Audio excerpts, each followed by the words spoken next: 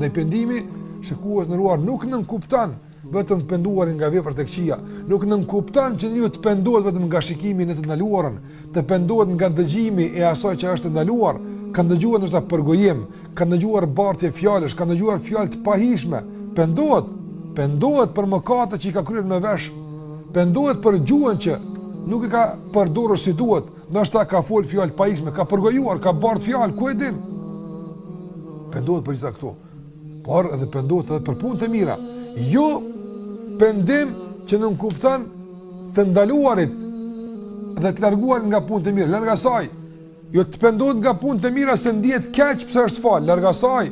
Kjo s'bën të ndodh asnjëherë, por pendohet për shkak se ka pas mundësi ta bën më mirë.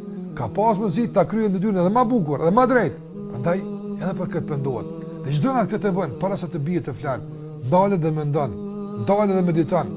Disa çështje të vetmimit me Zotin tënd, për shikuar se ku je nisur, çfarë përfundimi pret për veten tënde.